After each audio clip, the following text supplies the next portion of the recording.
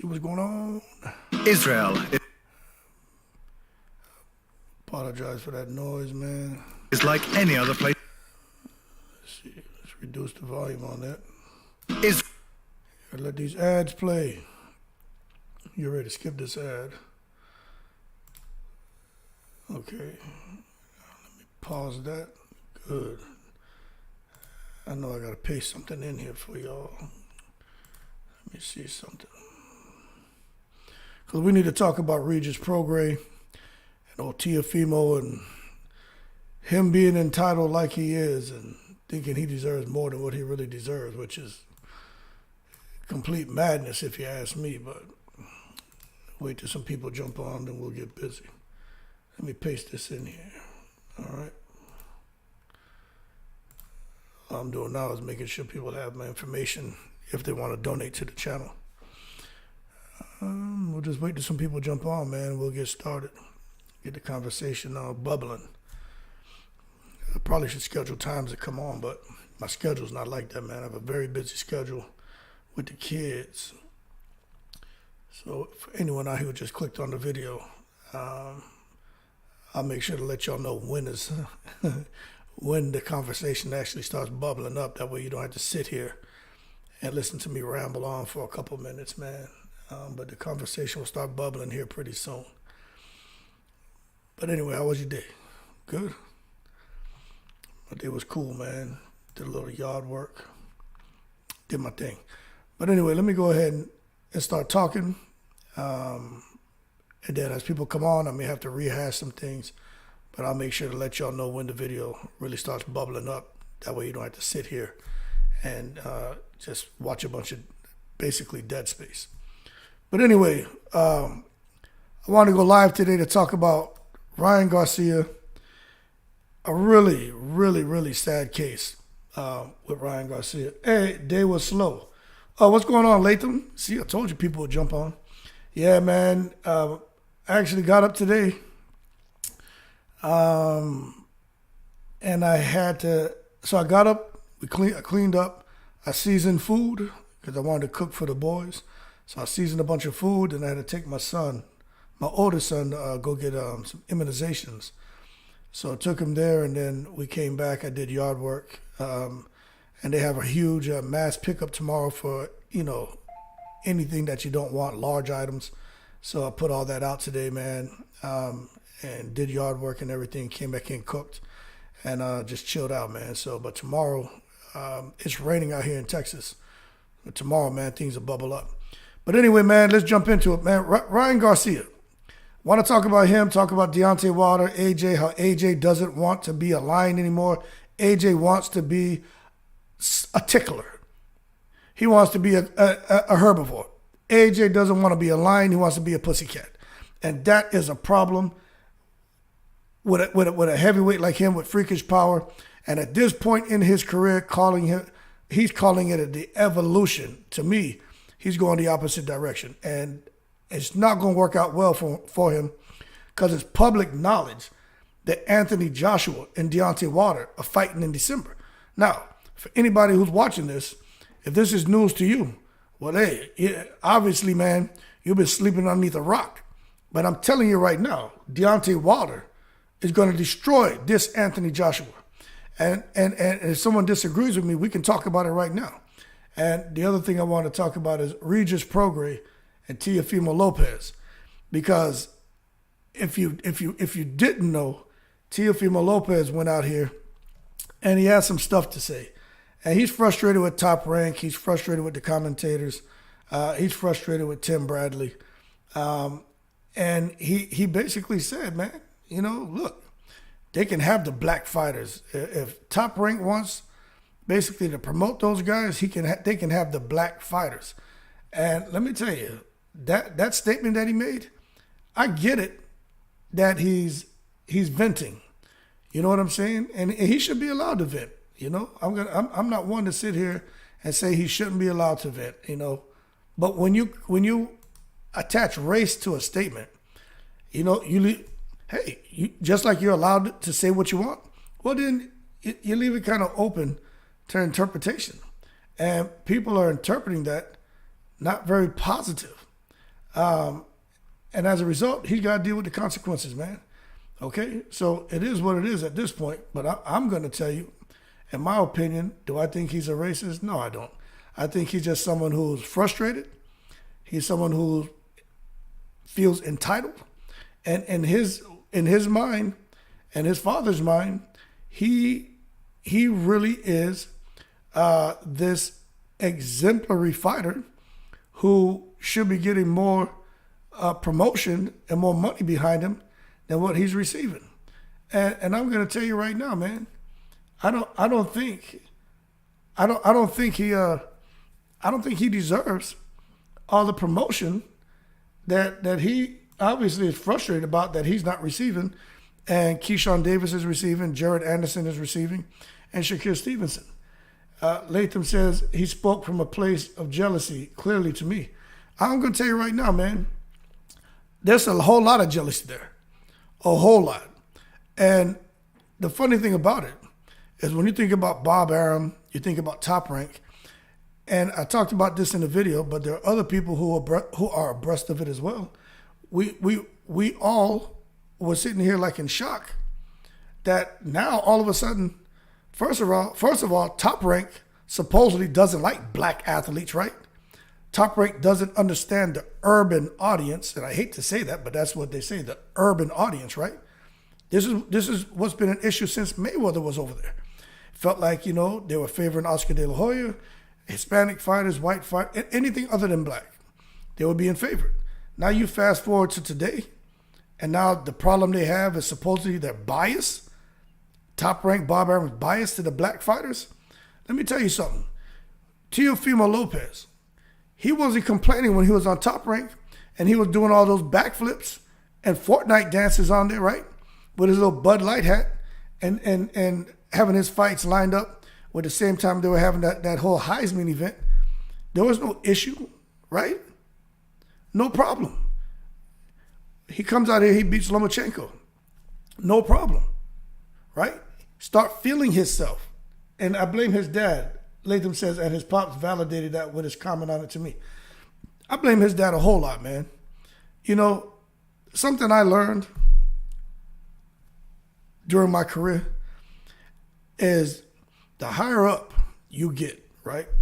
Especially when you're in your professional career, you learn to listen a whole lot and talk very little. You know what I'm saying? I had somebody pull me to the side and teach me that. They were like, listen, you're in a position now, listen a whole lot and talk very little, because words matter. And something you say, whether you're venting like Teofimo, or even if what you're saying is true, right? Doesn't matter. It's open to interpretation.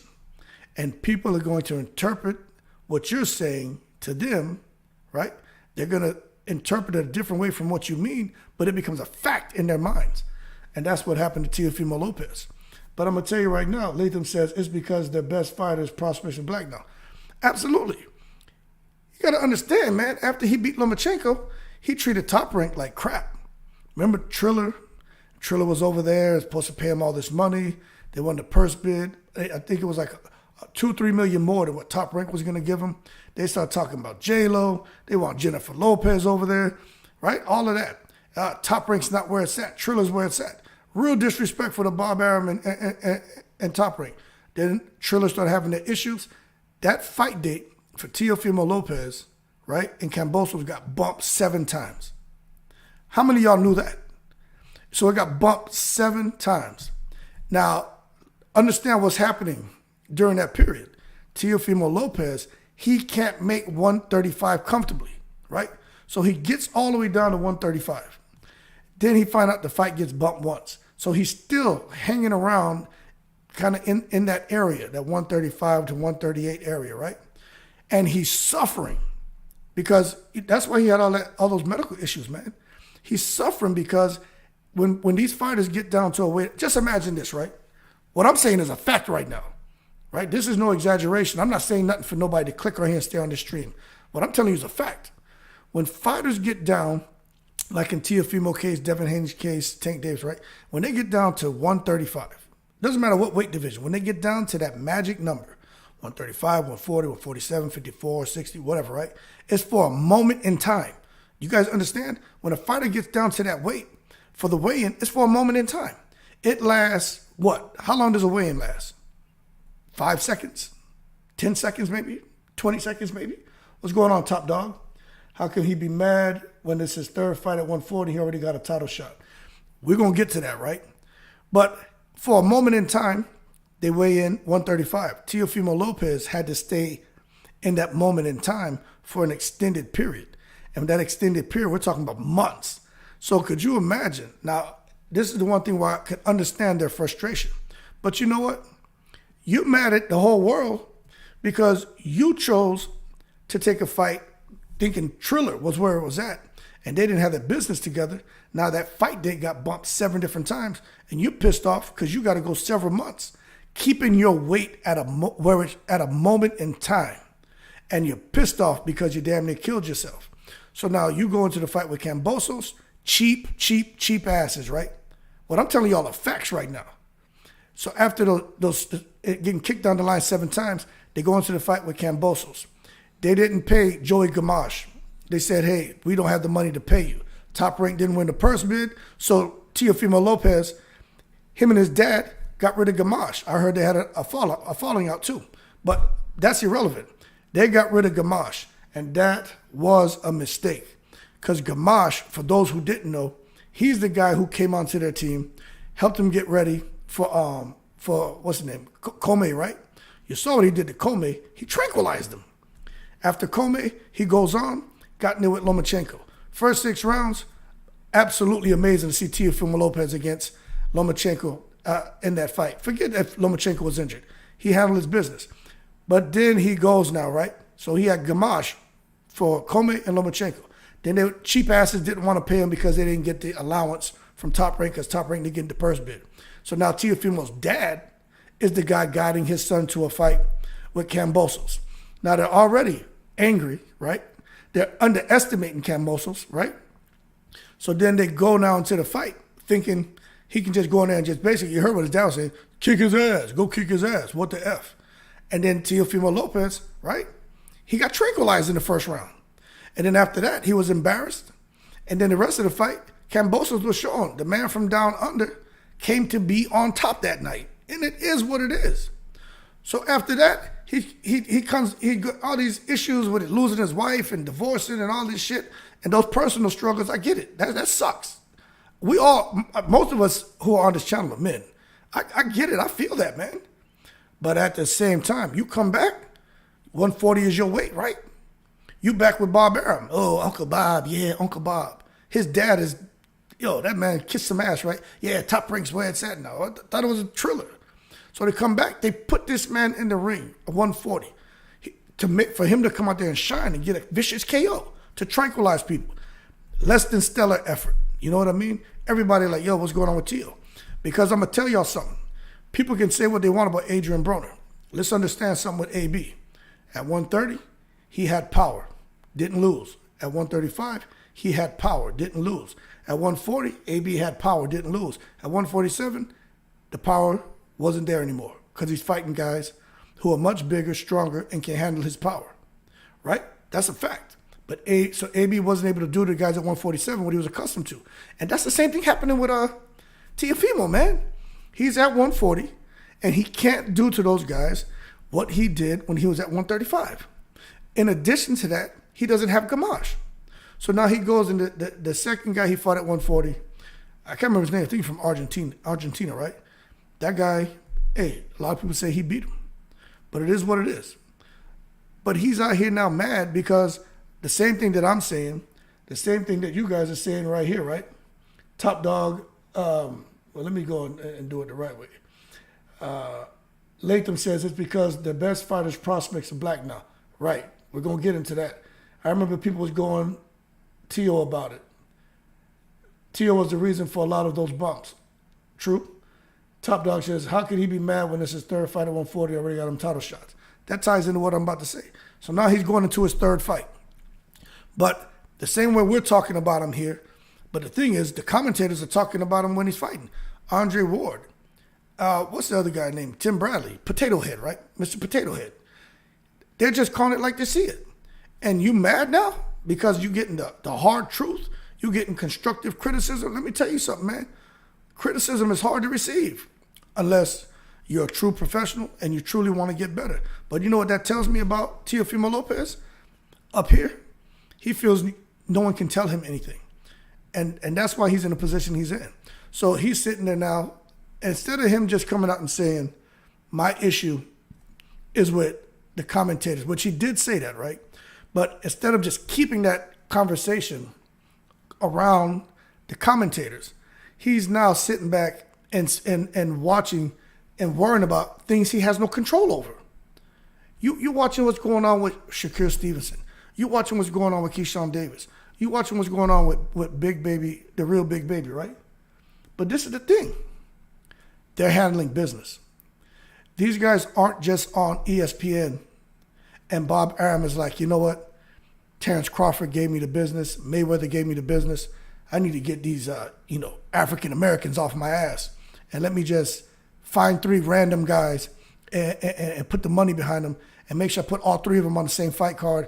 And in case somebody else tries to attack me, I can say, hey, this is my defense right here. I'm not a racist. I understand the urban crowd. Look what I'm doing for these 3 guys. Get out of here, man. Keyshawn Davis turned pro. Then that man went to the Olympics, won a silver medal, and came back. What are we talking about here? He was pro, went to the Olympics, won a silver, and came back. Keyshawn Davis should have 20 fights right now. That shows you how committed he is to boxing. Why wouldn't Top Rank or any other promoter get behind a guy like Keyshawn Davis? Right? So Teofimo Lopez comparing himself to Keyshawn Davis, first of all, there's no comparison, right? 2, Keyshawn Davis is still an up-and-comer, man. You were supposed to be at the elite level. What are you doing watching Keyshawn Davis? That's crazy. That's like my soon-to-be 13-year-old son watching me with my 5-year-old and how I let my 5-year-old get away with things. And he's like, oh, why can he do it and I can't? Because you goddamn about to be 13, man. I shouldn't have to tell you these things. You should already know. We're still developing this one. Same thing with them and Keyshawn. They're developing him. Now you're talking about Shakur Stevenson? We really got to talk about Shakur Stevenson? Silver medalist, probably should have got that gold. And how he's out here just destroying people in the ring. Okay? There's no comparison. Teofimo's watching that. He should get sick watching that because he feels in his mind that those are the kind of performances that he's putting on or that he should be putting on. But he keeps alibying and making excuses about why he can't do that. We get it, man. Teofimo's got power. He's athletic. We know what you did to Comey. We know you beat Lomachenko. It doesn't matter about Lomachenko being injured. You got the win. But my man, don't compare yourself to Shakur Stevenson. And then the real Big Baby, Jared Anderson, what are we doing? He's a damn heavyweight. He's out here Deontay Wildering people. You understand? And every fight with Jared Anderson, he gets better. But Teofimo's watching that.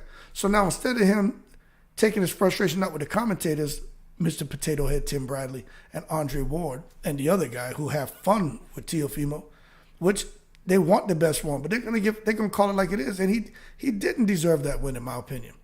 But he's gonna lash out at the other guys because he wants that love. He wants that love back. But I'm gonna tell you this, and I'm not defending Teofimo Lopez.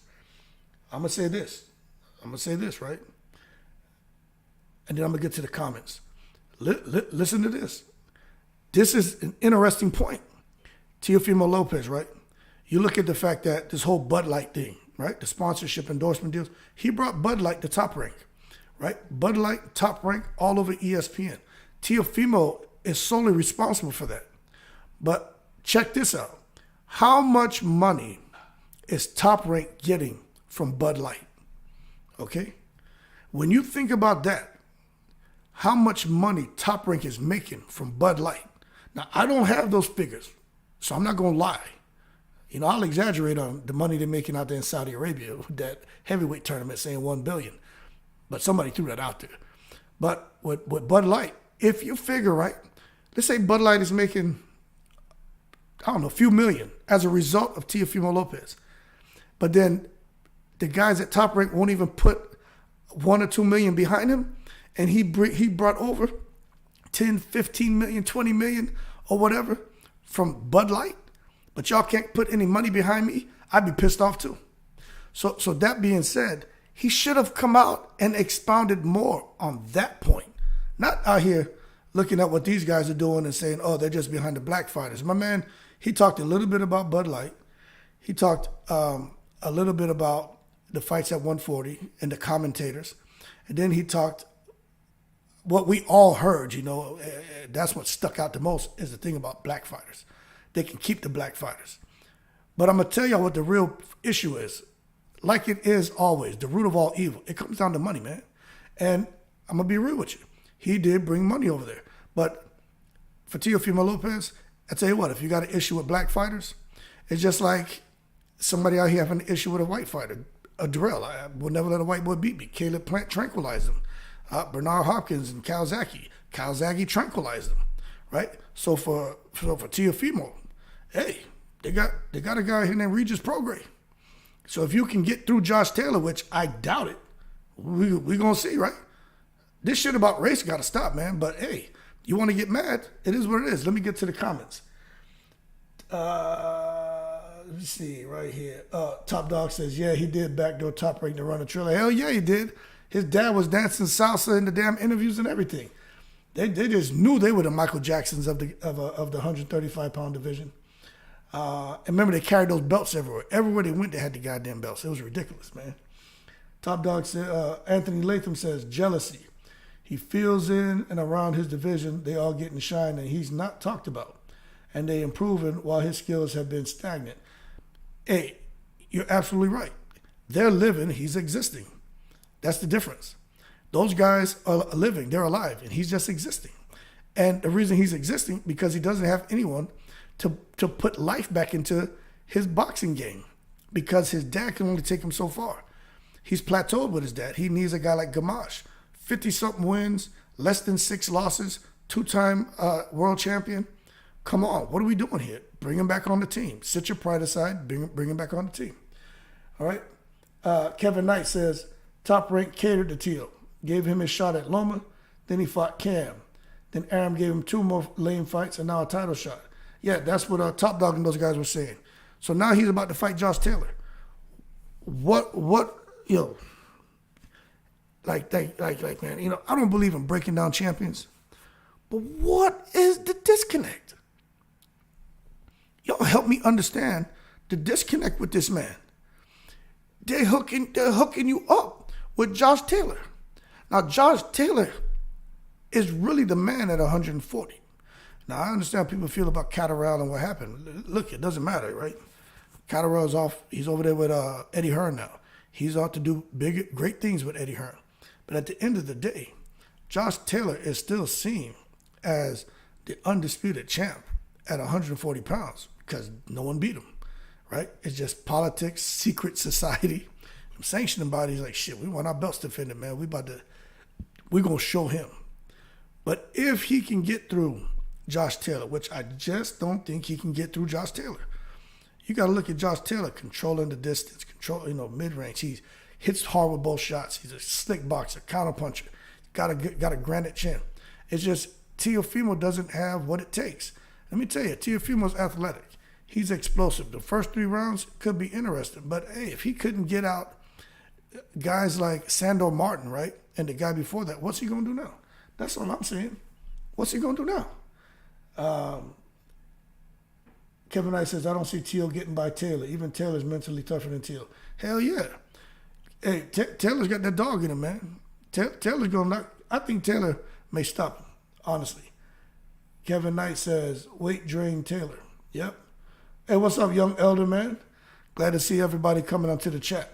But, so whether you agree with, if you think Taylor's going to win or not, or Teal's going to win or not, I think we can all agree that Teal doesn't have, his complaining isn't really justified as far as when he's complaining about how the other fighters are being promoted right now. There's no argument there, in my opinion. To me, that's a moot point. They're alive. You're existing. Make some changes.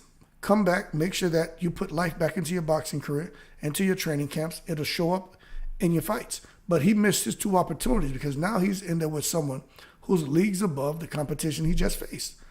And if he looked less than stellar against those guys, what's going to happen to Teofimo now against Josh Taylor? All right? But let's say he gets past Josh Taylor, which I don't think so. If he does, it's boxing, right? The best fighter doesn't win. It's the fighter who boxes the best on that night. But if he gets past him, now go out there and fight Regis Prograis. You don't want to fight Regis Prograis? Yo, get in there with the Puerto Rican fighter, man, Matias. You know what I'm saying? Go fight somebody else. If it's really about that, but I don't think that's what it is. But nonetheless, hey, he brought Bud Light over there. And now I'm going to open this up to a whole nother conversation. When we're talking about these promoters, right? And how, I'm not going to get into no tank. We can talk about anything y'all want to. But I ain't here to just keep pumping life into this damn Terrence Crawford and Earl Spence. But what I will say is, if, let's say a Top Rank or a PBC or a Matchroom, right? They have different sponsors who come in, like a Bud Light or a Lucozade or whatever, right? Gatorade, whatever. And they're putting millions and millions, right, into these companies so that they can advertise or whatever. How come these promoters are saying they don't have the money to put up to give certain guarantees to fighters? That's what I'm saying. If you have fighters, right, who are bringing these different sponsorship deals, endorsement deals over to your company, why aren't you taking some of that money to help improve the guarantees of fighters, right? That's a whole nother conversation, Kevin Knight calls him a goofball. Young Elder says, Teal's problem is lack and patience and discipline. Leads with his head and gets caught with the right hand too much. Because he has his hands down. He's relying on his speed. Let me tell you something. Not everybody can fight like that. That whole hand down around your knees, man. Devin Haney gets away with it because he's still young and he has super fast hands and he has great IQ and he knows his distance. He's really good at that. Kevin Knight says nobody cares about EJ and Bud until they're in a press conference. I happen to agree with you on that, man. You know what I'm saying? It's at a point to where we know something is brewing over there. What's going on, Jay Reddy, man? Appreciate you joining the chat. We know something's brewing with Spence and that guy, but until they come out and make the announcement, I don't care. It's like Andy Ruiz came out and he announced that he and Tyson Fury are fighting. So that's why I believe they're fighting on the 22nd, even though Frank Warren's trying to say the deal's not done yet. Let me tell you something. That deal's done. They just didn't want him to come out and say anything. So Andy Ruiz and Tyson Fury are fighting. So coming full circle, right? Ryan Garcia. This man is lost. He's lost. It's sad. Yeah, everyone can't fight that way. Absolutely. Ryan Garcia is another guy. I want to keep his hands down around his knees and all that. But I'm going to be honest with you. I feel sorry for Ryan Garcia. Ryan Garcia, man, he really does need help. His damn trainer didn't show up to the damn post-fight conference. That's horrible. Oscar De La Hoya, Hopkins didn't show up. Hopkins is the only one where I could kind of understand if he didn't show up, especially if, PBC and, Al Heyman are, those key decision makers behind the scenes put measures in place to prevent Hopkins from being anywhere near Tank Davis. There's nothing Hopkins can do about that. But Oscar De La Hoya and Joe Goulston, hey, Ryan Garcia, you could even see at the press conference, at the post-fight press conference, right? He was walking around to people. Have you seen Oscar? Have you seen Hopkins? Where are they at? And the people that he's talking to, they're like, I don't know. He was lost, man. That shit was sad. And of course, I'm going to do my videos and he can't take a body punch. He quit. He did quit. But I tell you what, he needs to continue. He has one more act where we need to see him quit, and he needs to quit that whole golden boy thing, and he needs to quit Joe Goulston, and he needs to go find somebody else that's going to take care of him. Because Ryan Garcia, somebody said the other day, the reason why he lacks fundamentals, they blame his coach when he was a kid. They don't blame Joe Goulston. Let me tell you something. Right? I blame Joe Goulston. You're going to sit here now and blame his damn amateur coach when he was 7 years old? Why he doesn't have fundamentals? He learned something, right? get with Joe Goosen. Joe Goosen recognized that Ryan Garcia is flawed. Now, what I'm about to tell you, I'm going to get to the comments in a section. I'm about to tell you what Joe Goosen said. And this shit made my stomach turn, man. He said, I recognize with Ryan Garcia, and I told him that you just can't get away with speed and power. And I saw that that was what he's been relying on, and that's helped him get success thus far. But when he steps up, that's not going to be enough. Now, Joe Goosen recognized that. He made that statement, and he didn't do anything to correct it. You know how I know he didn't do anything to correct it? Because this is something else he said. Ryan Garcia, I don't necessarily train him. He has a brilliant mind. He can train himself with what he knows. When Ryan Garcia, and I'm paraphrasing now, it's more of a combined approach, right? I'll say something, Ryan Garcia sees something different, he'll tell me, and I'm like, oh, you know what, you're right. So we more or less work together. I'm not here to change anything. I just more or less remind him on things. That's a foul right there. That's a disaster. That's horrible. You paying this man, I don't know what Joe Goosen getting, but I know he's getting some good money, especially if those numbers did what they're reporting, right? Joe Goosen getting some good money. And you out here, man, letting this young man come out here and train himself. But I agree with exactly what you're saying in the chat, man. What you said, Kevin Knight. Reynoso looking pretty good right now to Ryan. You damn right he's looking pretty good. Absolutely. Top Dog says, I think the Triller thing rubbed Bob Arum the wrong way. If Bob likes you, he likes you. Look along. Yeah, no doubt. I agree. I agree exactly.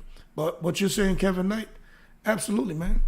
Ryan Garcia, and I got to give De La Hoya's credit. He put Ryan Garcia in a phenomenal situation. A phenomenal situation over there with Canelo and Eddie Reynoso. He was in the camp. He's still maturing, watching Canelo Alvarez, how he's dedicated, how he trains. We can say whatever we want about Canelo, pick and choosing who he wants to fight in different weight classes. Canelo Alvarez did the business. And all they asked for that man, for Ryan, was just to show up and train, to be disciplined. And he didn't want to do that. You know why? Because he wants to do things his way. Because he's an entitled, I don't want to cuss on here, right? But he's entitled. He has this feeling of entitlement. Ryan Garcia is making, I don't know, the rumor, take it with a grain of salt, like 15 to 20 million, 11 to 12 million, 20 million or something, outside of boxing, man, every year. From social media, appearances, commercials, modeling. Ryan Garcia, man, he truly is a social media guy who can fight, man. You know what I'm saying? And it showed up in the ring. So with Ryan Garcia going forward, when you have somebody with that kind of potential, he just has to get with the right camp. Now, I'm going to tell you, like we talked about Eddie Reynoso, I think Manny Robles is a good trainer for Ryan Garcia. He had Andy Ruiz looking phenomenal. And I'm not just talking about no damn AJ fight. I'm talking, everyone keeps talking about Andy Ruiz and AJ, right? We're going to get to the heavyweights. We're not on that yet. Man, forget about Andy Ruiz and AJ. The fight Andy Ruiz fought before AJ, that big European fighter, did y'all see that fight? That fight was amazing. I don't know. I remember I happened to watch it, and I was like, yo, Andy Ruiz is getting better and better. How he tranquilized that guy. The guy is like 6'7". He's a monster. That's why he jumped at the opportunity to fight Anthony Joshua, because he had just came out of fight, and he was in shape, and basically he just had an extended camp, basically. But Manny Robles had everything to do with that win. And then when he went and fought Joshua, Andy Robles had everything to do with that win because of how they train. Okay? Now, yeah, Anthony Joshua, he stayed in the pocket too long trying to exchange with Andy Ruiz, and that's Andy Ruiz's strong point. You know what I'm saying? He's going to mix it up, catch you in the exchange. But what I'm saying is for Ryan Garcia, Manny Robles is a good fit. Now, for those of you who are saying, well, outside of Andy Ruiz, who else? Charles Martin, the Prince Charles Martin. Remember he went out there and Anthony Joshua damn near killed him? And he fought Luis Ortiz, was giving Luis Ortiz the business until he got caught. But forget the fact that he got tranquilized by Luis Ortiz. Look at how good he looked. So there's something in the water over there in the Manny Robles camp. There's something in the water. And he's no nonsense. And I really think Ryan Garcia needs that. Look, he's a Mexican-American kid. And he's fighting for acceptance. And he had the most life when he was over there with Reynoso and Canelo. You remember Ryan Garcia was out there shouting Viva Mexico. I don't know if y'all remember that. After his fight, Viva Mexico, going crazy and shit. And I think that did a lot for him. And now he just seems to be out here just in the breeze. But he's posting stuff now saying he got to basically think about his next move. So Ryan Garcia and his parents are very involved, which is a beautiful thing. I think his dad talks too much, but it's a beautiful thing. So Ryan Garcia is now sitting here processing shit. Because we are big boys and girls here. You know what I'm saying? When something happens to you, sometimes you'll react or respond immediately. And when you sit back and you dwell over it, you're like, I shouldn't have said that. I shouldn't have done that. Ryan Garcia has had time to sit back and reflect. And in his retrospective, he's like, all right, I don't really like that. And he's looking at it. But I don't know if he can get out of that contract with De La Hoya. Somebody may have to buy him out of it. But I think he can actually finagle his way out of that Golden Boy contract. I really do. And I think he should. He should get out of there. And he should get the hell away from Joe Goulston. And I'm just being honest with you. Let's just be real. Ryan Garcia, look, the Diego Chico Corrales days are over, man. Y'all need to get that out, y'all. We need to get that out of our brains, man. It's over. Ain't no more Diego Chico Corrales over there, no Joe Goulston. It's over. Ryan Garcia is in a bad space. And I'm telling you what, going up to 140, it's not going to get any better. So, right here, man, Reddy says, Ryan going to Mayweather Promotions. You know what, man? I keep seeing that stuff floating around that Ryan Garcia could be going to Mayweather Promotions. I'll tell you what, I think they would take him. I think anybody would take Ryan Garcia. You know why? For two reasons, right? Ryan Garcia is low maintenance. You don't have to worry about Ryan Garcia doing nothing stupid. He may do some quirky stuff because he's kind of cartoonish, but it's nothing stupid, nothing you need to worry about. It's just, hey, he's a young kid out here having fun, right? And the other thing, although he may he's opinionated and he may kind of push back on some things if you ask him to do something, that's an easy fix. Real easy. You just tell him to shut the F up. One-way communication here, man. Very direct. You know what I'm saying? We're going to find a way to win or you're going to find a way to lose. And by you not listening to the instruction and this wisdom I'm trying to impart to you, champ, you're losing. You want to end up in a situation like you were in with Tank the other day? Where you got touched and went down, then you got up and got touched to the body and went down, and you could have got up. You looked up. You weren't rolling around on the ground. This is the other thing, man. Yeah. Look, man.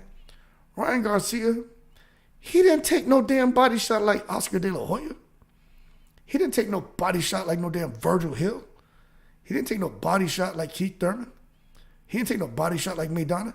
I keep seeing people out here talking about, oh, that shot that Ryan took. Judge, same thing as Maidana when Khan hit Maidana. Same thing when Roy Jones hit Virgil Hill. Yo, Roy Jones broke Virgil Hill's ribs. What are you all talking about? Oh, it's the same thing when De La Hoya took that body shot from Hopkins. No, it's not. So if Ryan Garcia doesn't want to end up like that again, wherever he ends up, if he does go to Mayweather Promotions, he finds a new trainer, he's going to have to listen, man. That's the only way it's going to work, man. You know, you have to listen. And I don't know what else to say or do when it comes to that boy, when it comes to his next move. But that's what I think needs to happen. He's got to listen. You know what I'm saying? Make sure y'all hitting that like button, too. But that being said, Kevin Knight says Garcia gained some great experience with little damage. That's true. That's true. I agree with you 100%, man. Let me go all the way to the top here. I'm glad to see we're getting some comments in here, man. Young Elder says Ryan has to go back to basics, but due to his stubbornness and arrogance, he won't. That's why I think he needs the right trainer. And I think Manny Robles is really the right trainer for him. I really do. He's not very high profile, but he's got a good name, and he's shown that he gets results with his training methods. So I think that's a good spot for him to go to, because Ryan Garcia will probably bubble right up to being his star boxer. You know what I'm saying? He goes over to back to Eddie Reynoso, he's back in the same position he was in. Even though they're getting good work over there, Ryan Garcia wants to be the show pony. But maybe this fight humbled him. Maybe it did. Kevin Knight says, Garcia doesn't like being coached. He's stuck on things that work, lower levels. In my opinion, he wouldn't listen. 3 days a week, I don't know. Yeah, that's just not going to cut it, man. And the other thing, right, this is why I'm so critical on Joe Goossen. Ryan Garcia started training for the Tank fight in October. October, November, December, he was putting in some road work, right, and doing light stuff around the gym. Then Ryan Garcia, so that's October to December, he started doing light training. January up until April, that's where he started to do the hard training and putting in a whole bunch of work. But nothing showed. You know what I'm saying? It didn't show. And the first round and a half where he had success, it was just all will. You know what I mean? It was all amateurish and just fighting with being a bruiser in the ring. And he had some success. He caught Tank a little bit cold, but Tank persevered, right? And then it was all downhill after that. And it just shows you that he does have a lot of work to do. He does, man. That throwing them Amir Khan like flurries and shit and throwing wide left hooks and left hook, left hook, left hook, left. Everything was just left, man. He's got to figure it out. And I agree with everything you guys are saying in the chat, man. You know, he said Ryan don't listen. Yeah, he doesn't listen, man. Everybody said that. You know, and Ryan shows that. If you watch even in some of the interviews where they're interviewing Ryan and Joe Goossen, Ryan is like laughing, over talking him, almost like Ryan Garcia is smart and Joe Goossen is dumb. That's the thing about this disrespect, man. Most of y'all here know my background without me getting into it. I call that shit insubordination, man. I don't do well with that. You know what I'm saying? You got somebody like Joe Goossen there who has a whole lot of knowledge. And maybe that's what happened. Maybe Joe Goossen said, you know what? I tried to talk to this kid. And, you know, he doesn't want to do it my way. So, okay, let's just do it his way. Maybe that was Joe Goossen's way of saying, you know what? I'm not getting caught up in that crap. I'm going to sit here and basically just keep giving him rope. He wants rope, get rope. And then he's going to sit there basically and just hang himself. It is what it is. But he got to be putting in more work than 3 times a day. Latham says, he said Ryan don't listen without saying it, and go a few years back when he was in Goossen's gym, they were trying to teach him basic, and he said, I can't listen right now, camera rolling. I saw that clip. And it showed up. It shows that he didn't listen, he didn't learn nothing, man. A couple of years with Joe Goossen, and he's still out there crossing his feet. That's crazy. I was working with my son the other day. We're in the front yard working. And every time he crossed his feet, I would stop him. I said, look at your feet. You know what I'm saying? Had him on a straight line, man, working. So if I can do that with my son, I'm not even a trainer. I'm just a guy who had, you know, I've been around the ring for a long time, but I didn't do anything on the level of these guys. But I understand enough where I understand enough. If I train a kid for a couple of years, he probably won't lose too many street fights. I'll put it to you that way. And he could probably go in there and, you know, and get respect after having some amateur fights. But at level of Joe Goossen, you telling me you come in there trying to correct this guy and he don't want to listen to you? That has a whole lot to do with the athlete, man. Kevin Knight says Garcia doesn't understand distance, when to punch at what distance or what punches to throw at certain distance, out of position, feet, etc. Absolutely, he doesn't. He doesn't even change up his hook. You know, he throws a wide hook. There's nothing wrong if you want to throw a hook. Make it short and tight. And sometimes you throw it wide. Sometimes you throw a half hook, half uppercut. You know, mix it up. He throws the same, I call it like a boomerang. It looked like Sonic from goddamn Street Fighter. The goddamn hook come out here. I was waiting to see a goddamn lightning, electricity come off of that damn left hook. That's what he throws. That guy, what was his name? Guile from Street Fighter. That's what he throws. Those kind of wide, extremely wide hooks. It just isn't gonna work at the elite level. Matter of fact, he's quick. But if somebody who's quick and can time him, when he goes to throw that left hook, because he advertises it, they could counter him with an uppercut, man, and totally tranquilize him. So he's lucky he didn't get to that point, but I think it was coming. Kevin Knight says Garcia gained some great experience. He did, because what he went back and he's looking at the footage, he's gonna see and understand patience now. Matter of fact, his fights may come like Anthony Joshua's fight, which is a good segue to get into the heavyweights, but it may come now to where Ryan Garcia is like, you know what, let me really have patience. Let me think. Let me use my speed. Let me use my length. Let me use my fast feet. And let me try to make the fight a little bit easier. Opposed to just coming in here, in Anthony Joshua's words, saying being more of an intelligent boxer than a bruiser. And that could be the direction that Ryan Garcia goes. Now, I tell you what, if he does do that, because of his length, right, because of his speed, Ryan Garcia could definitely, if he learns how to set traps, using that quick jab and just his overall advantages in a fight, because he's much taller than most of the fighters, right, at 135 pounds. Well, he's at 140 now. But he could set some guys up for some vicious knockouts. He really could. But I don't know. We got to see. But I do think he learned a whole lot from that fight. No doubt about that. It ain't about the camp. It's about Ryan's mentality. He's a know-it-all and uncoachable. I agree with you. I agree. He proved that.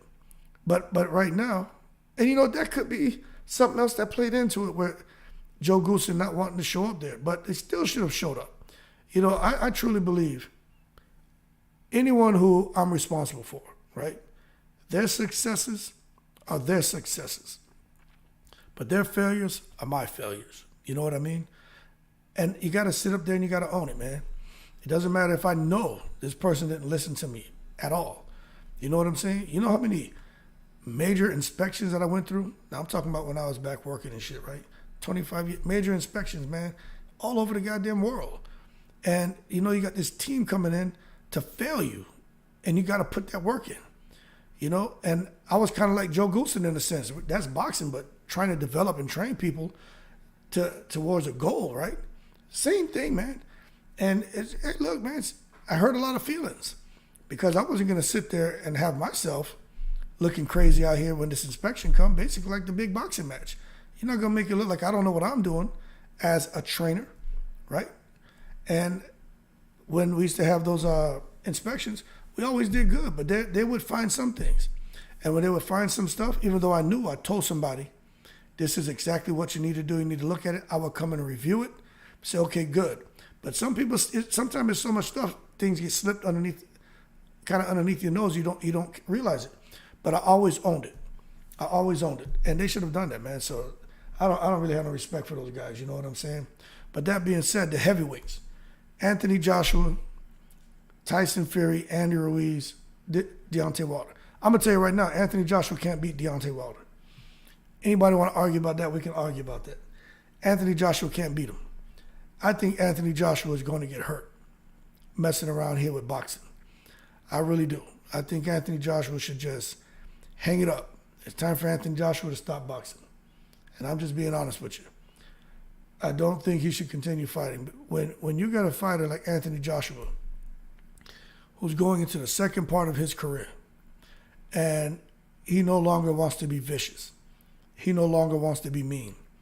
That's problematic. He doesn't want to come out here and necessarily, like he says, be a bruiser. And that's a problem, man. I don't know what can be done to fix that. Like, Andy Ruiz beat Anthony Joshua, and he messed his head up so much to the point to where Anthony Joshua no longer wants to come into the ring and try to knock people out. He wants to use his intelligence. He wants to be a brilliant mind in the ring and be a brilliant boxer. He wants to use his 6'6", 6'7" frame, 80+ inch reach to outbox his opponents now. And as a result for him, he's going to take less damage because now he's not out there in the line of fire or in the kitchen cooking anymore. And let me tell you something. If he wants to make these kind of changes, man, do it after you get through this tournament in December.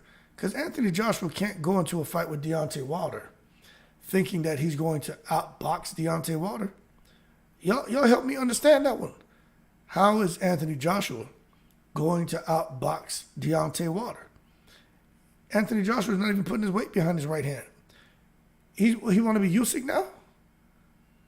So that's just, let me tell you, Malik Scott and Deontay Wilder, they're sitting there, man, with their tongues hanging out their mouth. they can't wait to get their hands on Anthony Joshua. Because I'm gonna tell you right now, Anthony Joshua was getting hit by Jermaine Franklin. Jermaine Franklin has fast hands, and I get it. But you know who else has fast hands? Deontay Wilder. And you know who has like an 8-inch plus reach advantage over Jermaine Franklin? Deontay Wilder. So all I'm saying is, if Jermaine Franklin was able to out-jab Joshua at probably half of the fight, right?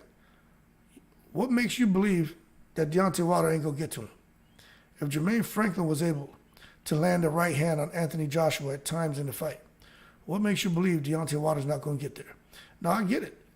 If Anthony Joshua lands on Wilder, he can hurt Wilder, of course.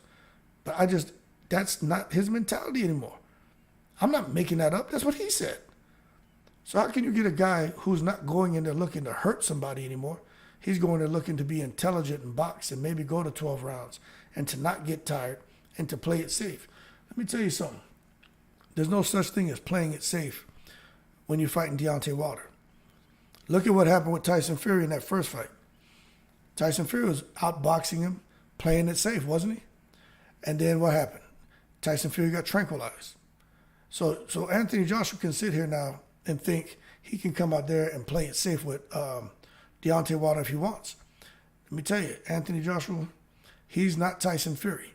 Now, let's not forget now, Tyson Fury can still box, right? He just chooses to hold his ground more, right? Tyson Fury didn't figure out how to box. He just had to change things up a little bit for Deontay Wilder. Chisora was no threat. Dillian White was no threat. But if Tyson Fury wants to box, he can. But Anthony Joshua is not Tyson Fury. And that's not the style that works against Wilder. You got to put Wilder on his back foot. You got to wear him down and basically just beat him and foul him and do it, all the shit Tyson Fury did. But you still ain't going to discourage Wilder, but it gives you your best chance at winning the fight. So I just don't see Anthony Joshua. This Anthony Joshua, I don't think he has a chance, man. Not at all, man. Young Elder says, AJ will be okay. He's just adjusting. It'll pay off later. You know what, man? And Nelly Content ENT smashed the like. Hey, I appreciate you joining the chat, man. I appreciate it. I'm going to tell you what, Young Elder. When it comes to AJ, right? I like Anthony Joshua. I'll be honest with you. I just don't like these changes he's making. Like, you got probably I would say this is the biggest fight of Anthony Joshua's career, going up against Deontay Wilder. He's had big fights, but I think we can all agree this is probably the biggest fight of his career. Why would you come now, and Derek James is a good trainer, but why would you come and take someone who's naturally aggressive and try to like reprogram him when you're going into the biggest fight of his career against probably the biggest puncher that has ever existed in boxing? It just doesn't make sense, man. It doesn't make sense. Anthony Joshua, you know, the punch, the combination that he got known for was that damn uppercut and then come with the cleanup hook. If Anthony Joshua, if he chooses to be Big Femi, that fight, anybody he fights, I'm going to have to favor him.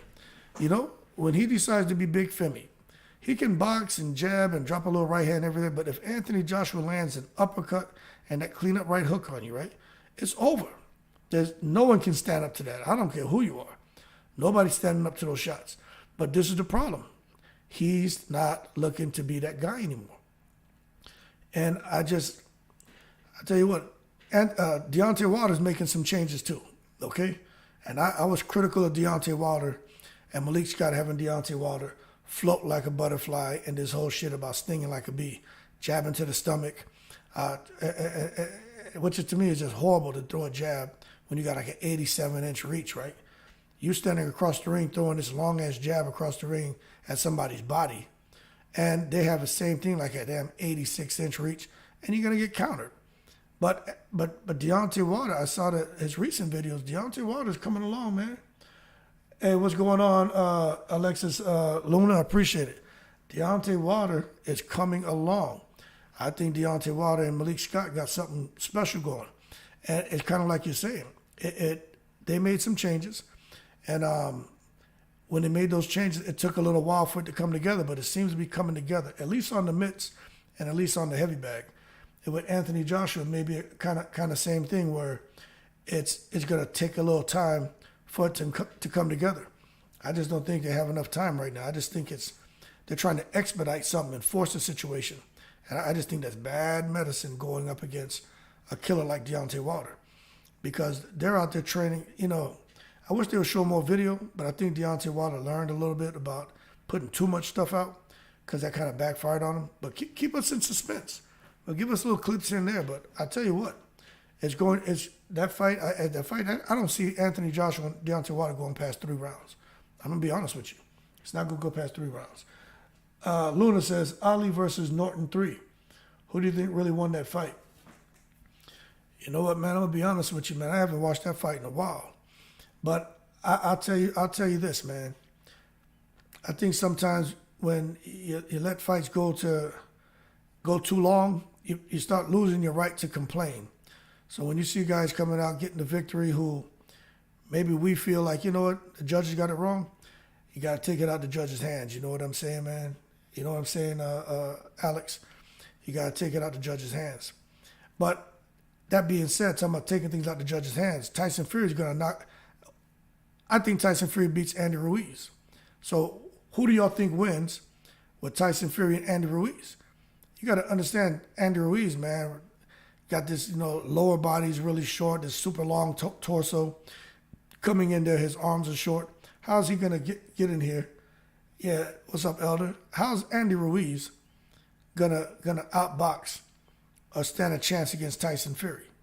You know what I'm saying? I don't think Tyson Fury is going to give Andy Ruiz the opportunities to land those little short, powerful shots. He's not going to be standing on the inside playing around with him. And if he does, he's going to tie him up. Andy Ruiz is what, 6'3"? 6'2", 6'3"? Maybe 6'4"? Tyson Fury is 6'9". Tyson Fury is just, it's like he has tentacles, man. He's just going to reach out and wrap him up. Bing, bing, jab, right hand, hook maybe, and wrap him up. And it's going to be one of those things where I think they end up stopping the fight just from just the type of damage Andy Ruiz is going to be taking. You figure if Chris Arreola was able to hurt Andy Ruiz, right? He hurt him badly too. Then you gotta be real here. Then Luis Ortiz was able to hurt Andy Ruiz too. Then what's Tyson Fury gonna do? And the thing is, really, what can Andy Ruiz do to give himself the bad chance? Fury's style just gonna be too much for Andy. Absolutely. I just watched Tyson Fury against Dillian White. DJ will have AJ Wright, Hood Champ. You'll see. Hey, I think so. I just not sure it'll be by the time he gets in there with Deontay Wilder. I just think he will be kind of conflicted with trying to do stuff he's learning opposed to fighting against doing the things that comes instinctively. You know what I'm saying? And as a result, I think he's gonna make a mistake, and Wilder's gonna make him pay. But when it comes to a guy like Fury, right? I was watching him and Dillian White the other day, and I said, let me see where did Dillian White go wrong? And I was watching Dillian White trying to be aggressive on the front foot, throw hard shots, but we know Andy Ruiz has much better footwork than Dillian White. Andy Ruiz isn't just throwing these wild, reckless right hands and left hooks and losing his balance and falling all over the place and out the goddamn ring. We know that's not Andy Ruiz. He's more disciplined. He can be a sharpshooter, and he'll cut the ring off and close the distance. But the problem is, him doing that against Tyson Fury, again, Tyson Fury's not going to let that happen. And I just think it's another one of those things where people are already slamming Tyson Fury for choosing to fight Andy Ruiz. And they're saying basically it's another gimme fight for him. And they're saying he's a coward for not fighting Usyk. But now that we see how everything is kind of coming together, we understand why Tyson Fury chose not to fight Usyk. I don't quite agree with it, but this is where I tell you, man. Sometimes if only the fly on the wall could talk. If that fly on the wall could have told us, hey, the guys in Saudi, they got the stadium, it should be done in December, But this is what else is going on. This is what Wilder, I mean, it was coming out of his skin. His skin was kind of emitting the secrets to let us know there's something big coming without spilling all the beans. But that's what it is, man. If the Flying the Walkie-Talkie would have told us, look, they got this big-ass heavyweight round robin coming up the end of the year, and that's what's creating some problems for Tyson Fury committing to fighting Usyk. But the difference with Usyk and Tyson Fury is Usyk is really all about legacy. You know, Usyk is really all about legacy, man. And his commitment level is just on a whole nother level. I saw Usyk in a video today launching missiles out there in Ukraine. So Usyk is fighting for something different. But, you know, you can't make Tyson Fury take the fight. But the next question is now, if Tyson Fury is having a warm-up fight, hey, I appreciate the for you guys who are donating to the channel, man, that means so much to me. I'm going to be honest with you, man, because I think like we talked about last time, I'm not used to that.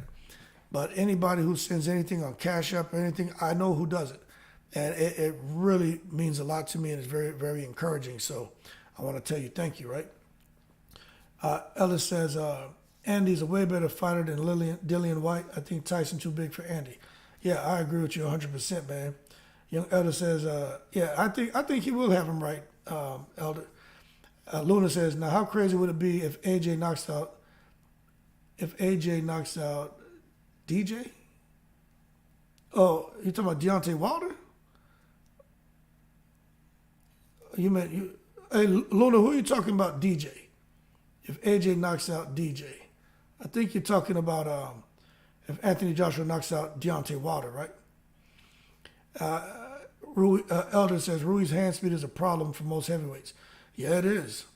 Yeah, Luna, Ruiz does have good combinations. He does.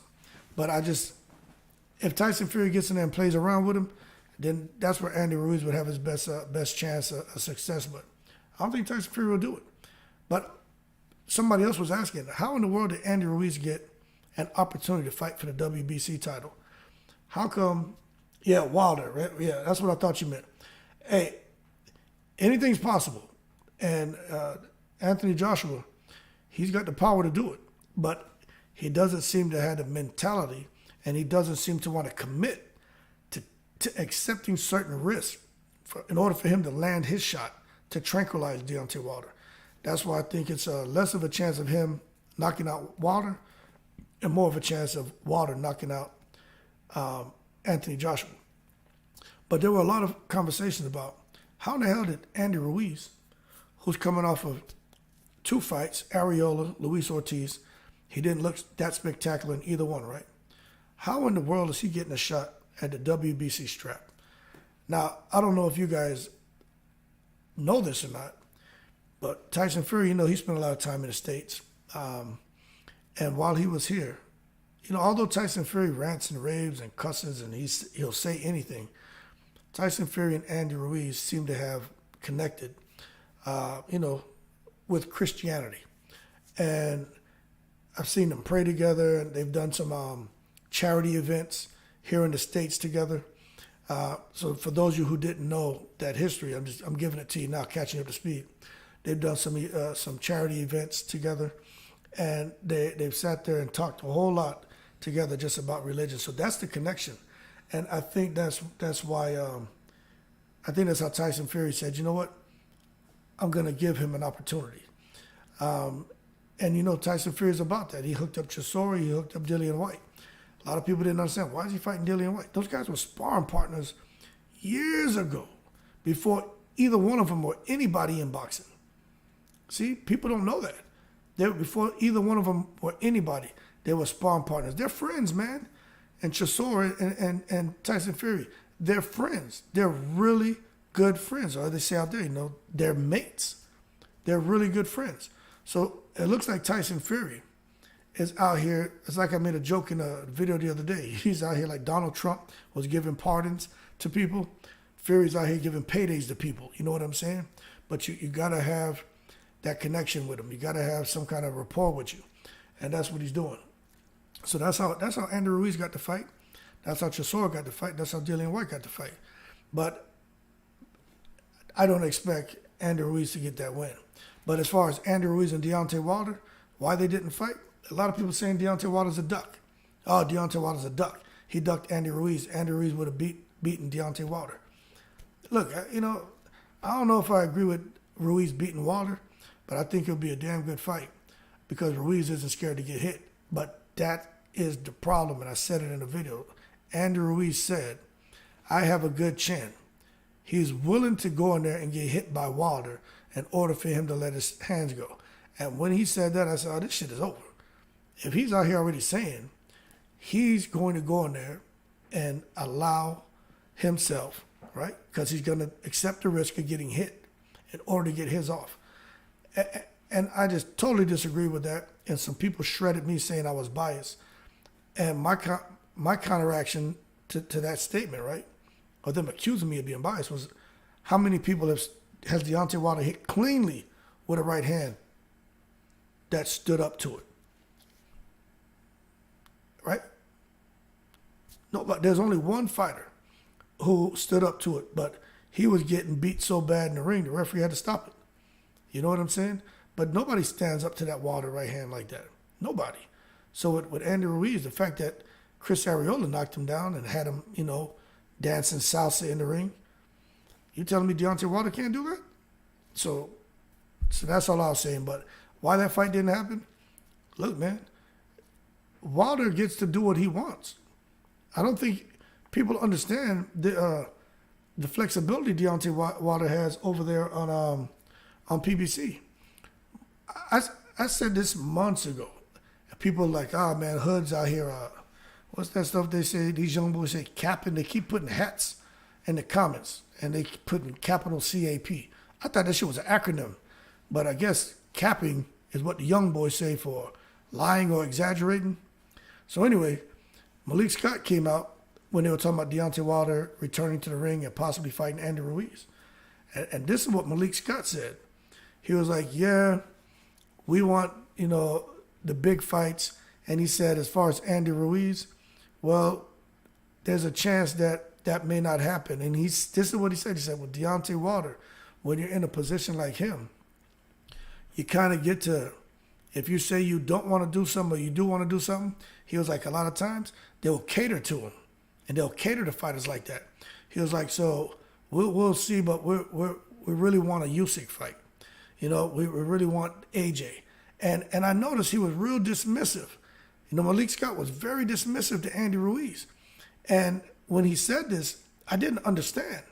And I was like, okay, Deontay Wilder, he beat Helenius, but he hasn't earned the right to really,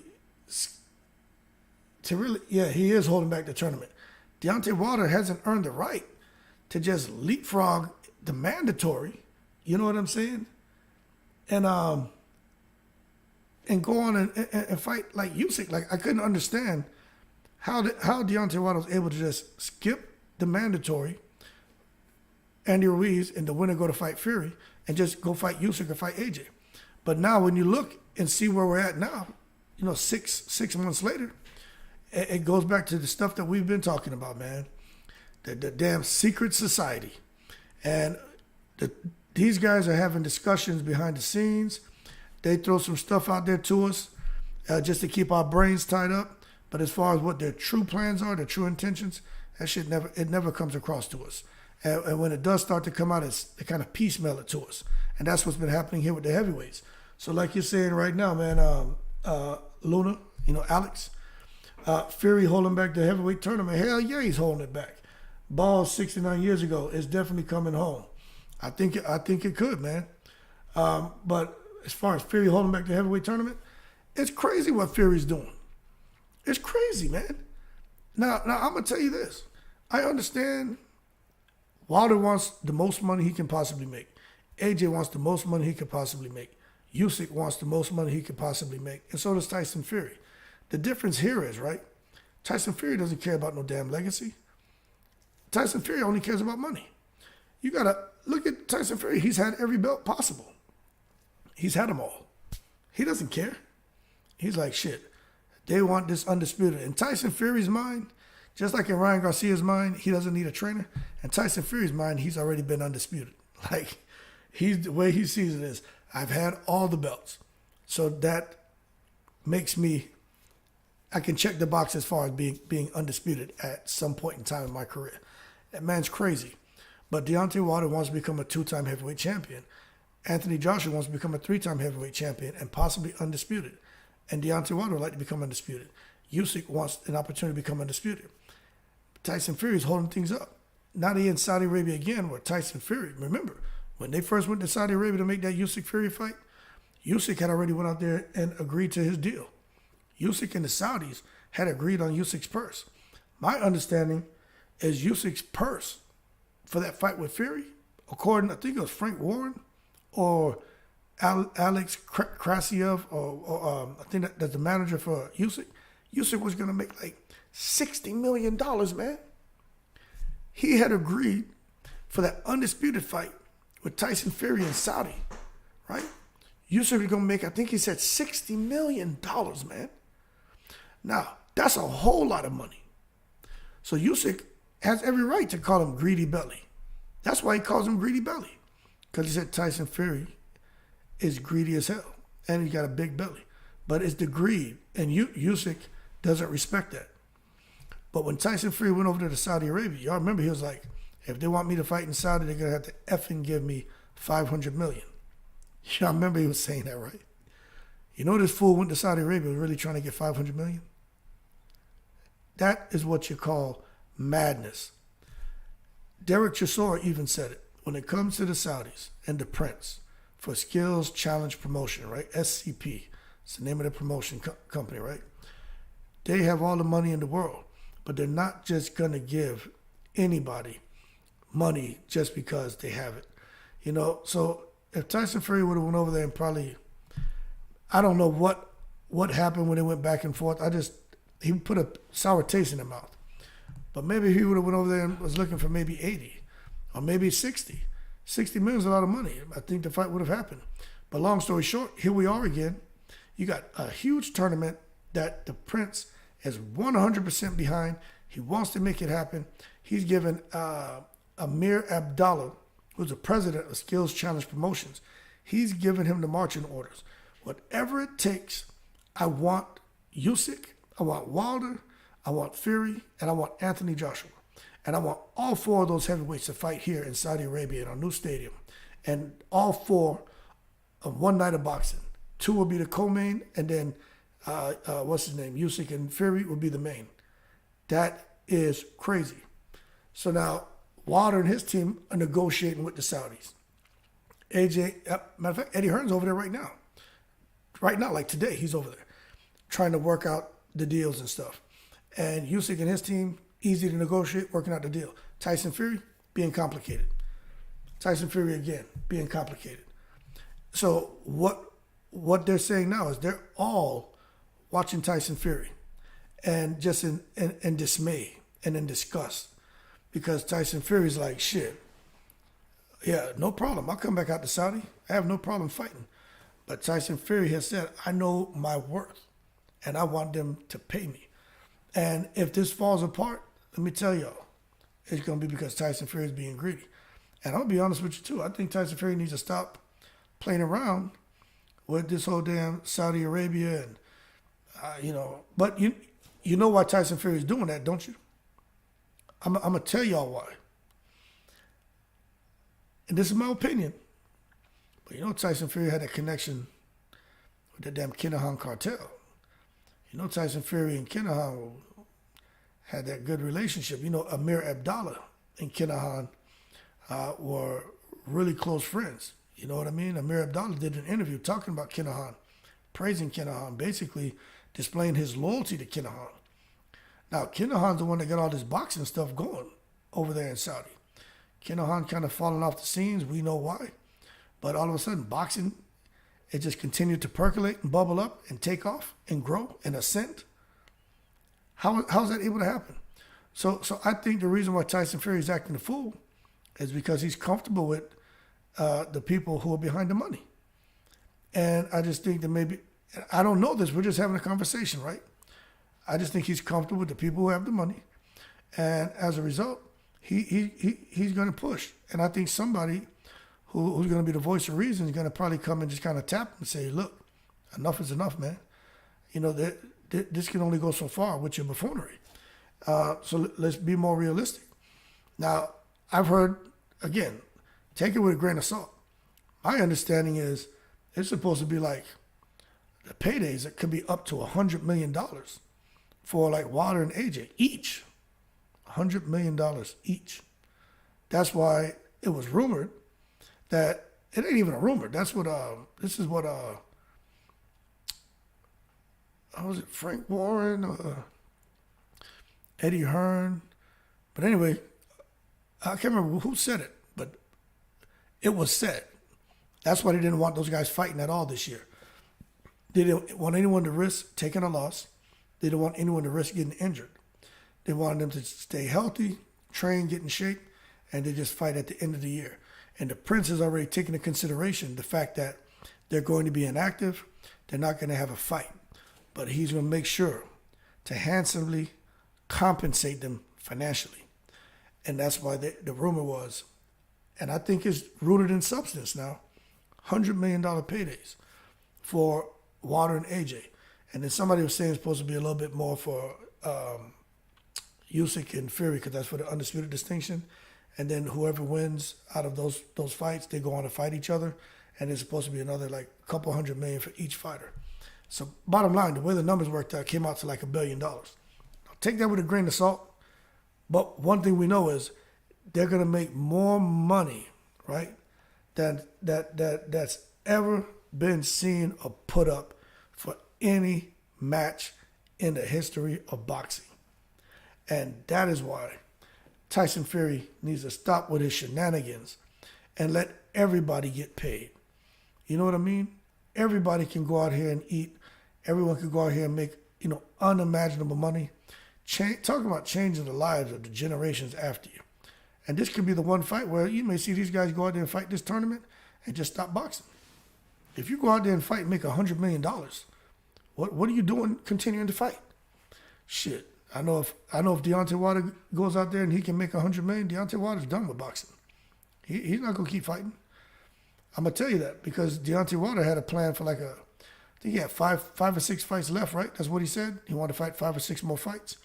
But he was kind of factoring that around those $15 to $20 million paydays.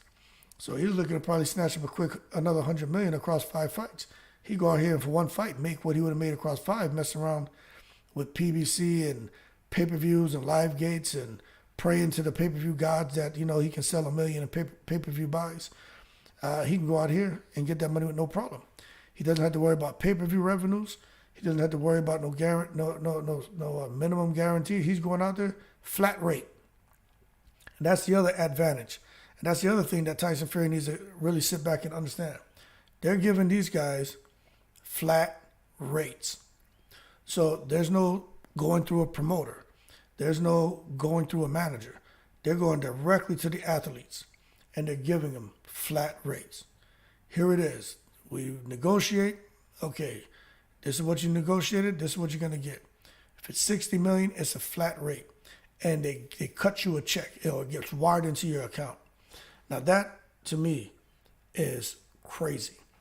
But Tyson Fury is holding it all up. And he doesn't seem to care. And it's frustrating. But I'll tell you what's even more interesting when we talk about what's going on with the heavyweights, right? Is that Skills Challenge Promotions over there in Saudi Arabia, they're not only looking to do these kind of events for the heavyweights. They're looking to do it for the other weight divisions. Now, I don't know this. I've been saying it in videos. I'm going to go ahead and remain consistent. I truly believe that could have a little bit to do with the crap with some of these undisputed holdups. And, of course, you know which one I'm talking about. But I ain't getting into that. It's that damn Spence and Crawford. That could be something else that's being looked at. But I want to draw attention to these tournament-style things that they're doing. You guys know this whole Super 6 tournament, and what was the name of that tournament that Usyk won? It wasn't a Super 6, was it? Was it a Super 6? It wasn't a Super 6. I think Andre Ward won the Super 6. But whatever that tournament was that Usyk won, and he got the Muhammad Ali trophy, Remember, Kinahan, when Probellum was formed, right? Schaefer left Golden Boy, went to Probellum. Kinahan was behind forming Probellum, all right? And then the very first event that they had was that big, I can't remember the name of that tournament, man. That big tournament out there in Saudi Arabia where Usyk and a bunch of other guys fought on it. That was a tournament style where something we kind of haven't seen before, right? Tournament style out there in Saudi. Kinahan was behind that. So now you see they're having another tournament style kind of fight with big money behind it. And I'm not saying that it's associated to Kinahan. I'm not saying that. What I'm telling you is, just to me, man, just seems a little suspicious. You know what I'm saying? They have this tournament mentality when it comes to bringing boxers together. And now they got the money, and they noticed that there's an opportunity. There's a niche in the market right now to put on events and for fighters to get paid handsomely. No one's able to do that right now. The Zone can't do it. Triller, I mean, they flared up and then fizzled out, didn't they? BLK Prime can't do it. PBC can't do it. There's no one out here right now. So there's a niche in the market. There's an opportunity. And the guys in Saudi are looking to capitalize. And the thing about it is, no matter how much money they put up, they still are making a profit on the back end. And that's what's so unique about it. So I don't have all the specifics on how exactly they're able to pay these guys all of this money and still make a profit. But somehow they said, okay, this is what we can afford to give the fighter. And then they give that to the fighter. And then whatever they make, that's what they make. So this flat rate stuff that they're talking about, right? Pay attention. The flat rate. This is what I'm going to give you. Isn't that what Terrence Crawford was saying to Earl Spence? I've got these investors, right? Flat rate, right? Terrence Crawford said, I think it was like 20 million each or something like that. I don't know. I can't remember what he said. I think it was 20 million each. So the fact that people were suspicious that Crawford was somehow associated with someone from the Middle East, someone who may have been associated with Kinahan, right?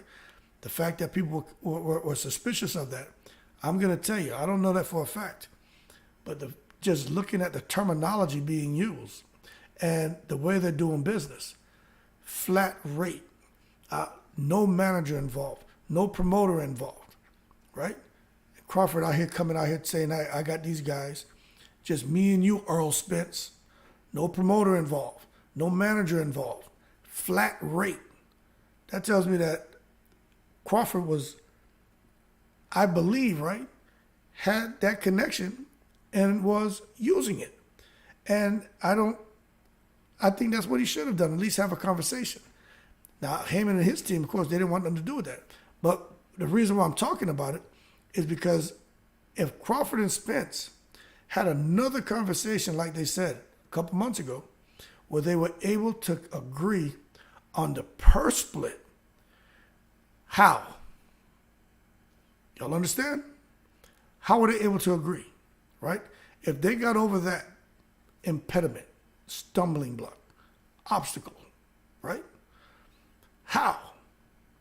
And now you got it to where shit has gone quiet. I'm telling you, when the announcement comes out that Crawford and Spence may be fighting in the Middle East, hey, I want y'all to say, I heard it first. I'm that guy, the old retired guy, the old Air Force retired guy. People think he's crazy with his conspiracy theories. We heard it first on his channel. I'm telling y'all, man, connect the dots. Shit going out there to the Middle East. And I truly, truly believe that. I don't care what no one says. Espinoza, yeah, we're confident we'll get it done this year. Everything is this year. You know why? It's not we're talking, right? The brain is going. You know why that Spence and Crawford fight is getting pushed back and pushed back and pushed back? You know why? I'm going to tell you why. because the goddamn stadium in Saudi Arabia won't be built until the end of this year. Yeah, Luna, the goddamn stadium won't be built until the end of this year. And Crawford and Spence are going to fight in that goddamn stadium. That's the only thing that makes sense right now. Man, we talking about it on the live. I'm gonna do a video about that. I'm willing to bet. That's the reason why this whole issue with Crawford and Spence not happening is because the same reason why Usyk and Fury didn't happen. I mean, it's the same thing. The damn stadium, whatever the money issue is, they got big plans out there. And Derek Chisora, right? You got Amir Abdallah, who's the president of Skills Challenge Promotion, and Derek Chisora. He has a position where he's supposed to be, he's responsible for growing boxing and other sports out there in the Middle East, in Saudi in particular, right? Chisora said, we're going to be very shocked at some of the fighters who end up going to fight out there in Saudi. And he said they're talking to a lot of fighters and a lot of different people. And people's minds are going to be blown at what the prince is putting together. And they're in this to win this, and they're in this long term. And they're in this to put promoters out of business. I didn't think much of it when he said that, right? Now I'm paraphrasing, but you get the gist of what I'm saying. And he said he was doing interviews, in case you guys want to go find them, right? Because I didn't post them anywhere. It's for AJ's fight against Franklin. That whole week, go to those AJ versus Franklin, Chisora, whatever. Look at those interviews where they get Chisora to talk. Yo, that man was saying a lot of stuff, but it was going over, like, I catch a lot of it, but it goes over people's heads. But I was like, what is he talking about? But now we're sitting here, you know, that's why I need to go live more. I probably need to go live every day, but man, I'm busy as hell with these kids, right? But the more we talk about it, and y'all tell me if you think hey man, yo, Hood Champion, man, you taking this way left. I don't agree with you. But all I'm saying is, does it not make sense to you? Could you not see? Like, let's just look at how the stars are lining up. Look at the evidence, man. Let's look at what's going on. When you really peel the layers back and look at it, the Usyk situation, Fury situation, Spence, Crawford. Now you got this shit where Wilder didn't fight Ruiz. Fight got dinged up. You know, AJ's supposed to come back and fight Dillian White. That got blown out the water. Everyone's quiet. Everyone's quiet. Nobody's saying nothing. Right? Y'all not seeing this? Radio silence with Wilder's next move. Radio silence with AJ's next move. Usyk, Dubois, yeah, he got a mandatory. Sanctioning bodies ain't really working with him. He got to get through that. But kind of radio silence on what happens after that. Tyson Fury doesn't want no one to know nothing. Andy Ruiz, he went and spilled the habichuela. He spilled the beans, all the beans and rice. All that shit's on the table. Andy Ruiz is just so happy to get a fight because he's got this girl out here who's giving him serious pressure. Serious pressure right now. And I feel bad for him. I don't know what's true, what's not true.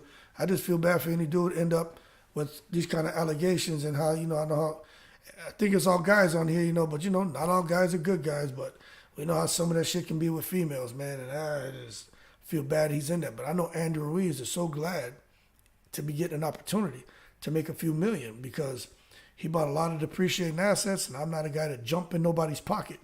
But I know when he got that life-changing money, he was out here doing some things, man, that knee-jerk reaction type things, getting things he always wanted. But I know that lifestyle he created, kind of hard to maintain unless you're still making millions. But I agree with you saying, Luna, Saudi is going to be the new Vegas. And that's exactly along the lines of what Derek Chisora said. But Andrew Ruiz is out here kind of spilling the beans a little bit, but Frank Warren and them are trying to clean it up. Nobody wants to talk about anything going on with the really big fights. Nobody wants to talk about it. That don't seem odd to y'all, man? Anyway, I know y'all may think, hey, man, I don't know. I probably got your minds going right now. But I really, honestly feel that Saudi money is touching some guys right now. And they're like, look, this is what we're planning on. You just can't say anything. Honestly. And that's where it's at. Because we know all these guys Espinoza, Eddie Hearn. The only one seemed to be left out the mix is goddamn De La Hoya. But we know that De La Hoya is all about burning bridges. You know what I'm saying? This man, De La Hoya, I don't know. I don't want to say nothing crazy about the guy, man. But just from what I'm seeing, I just don't like it. And it just seems like people don't want to deal with him. You know, the working relationship that he had with Eddie Hearn, that's falling apart. With the zone, that's kind of falling apart. He's just kind of out there in the breeze, you know. And I think he's created his own misery. But that being said, everyone else, man, when it comes to money, that's what it's all about. That's what they want. So don't be surprised. That's all I'm saying. But that being said, when it comes to Wilder, Fury, Usyk, those guys, that's how I see it, man. And Teofimo Lopez, and him fighting Regis Prograis, that's how I see it. But I tell you what, Regis Prograis is in the breeze because nobody even wants to sign Regis Prograis right now. This man has a WBC strap, free agent, amazing fighter. And, you know, he's saying he's hoping to get signed to somebody in the next couple of weeks. But I don't understand what these promoters are looking at when you have a talented champion like Regis Prograis. But again, this goes to show you, if you don't have a huge profile, the titles don't matter. Regis Prograis seems to be ending up in a situation like Terrence Crawford. All the talent in the world, he's got a belt, and just nobody really wants to put any money behind him. And that's to me is really unfortunate. So that could be a stumbling block for Regis Prograis, where, you know, he has his belt, but not getting the chance to really come out here and defend it against other elite athletes because he doesn't bring much money to the table. So he's kind of in a similar situation like Terrence Crawford, man. But anyway, who thinks Franchon Cruz-Dezurn, talk about the lady, stands a chance against Savannah Marshall? That's a fight where I think Savannah Marshall is not just going to knock out, not just beat Dezurn, I think she may stop her. But what I will say is this. Somebody pointed this out to me in the video I did when it comes to Franchon Cruz-Dezurn. Remember she had that fight against that, I don't know if it was what it was, but my understanding is she fought a transgender out of Mexico. You remember she had that opponent she fought? She couldn't hurt the opponent. The opponent kept coming. It was just basically, she beat the weave out of Franchon Cruz-Dezurn's head. I don't know if y'all remember that fight. Right?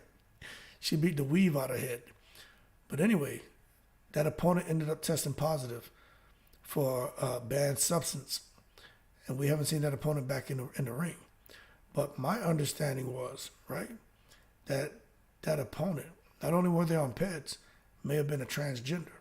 Now, if that's, we know the PEDs is true. The transgender part, I don't know about that. But if there's some truth to that, that could make Franchon Cruz-Dezurn feel like, you know what, I was in here with the man, and the man couldn't stop me. So going out here with Savannah Marshall, Dezurn probably has all the confidence in the world saying, if the man couldn't stop me, I know Savannah Marshall can't stop me. In addition to that, she could just be cashing herself out too, saying, at least let me go fight somebody. If I lose to him, I make, you know, a couple $1 million, which stateside fighting someone else, she's not going to make that kind of money, even though she's an undisputed champion. Alex says, was Teo mandatory for Regis or Taylor? They made him mandatory for Taylor. They kept bubbling him up in the WBO. You know, they hooked him up, basically, man. You know what I'm saying? What's it? Teofimo Lopez, the only reason he's getting that fight with Taylor is because Teofimo is a big name, man.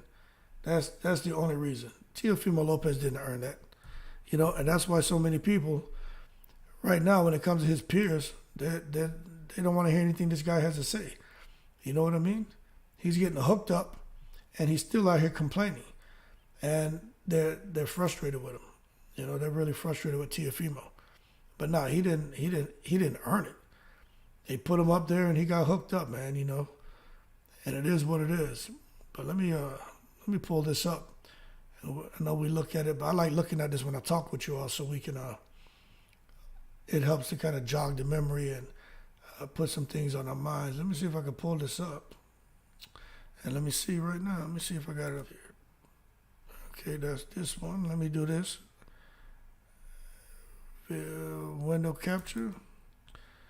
Let me do this. Where is it?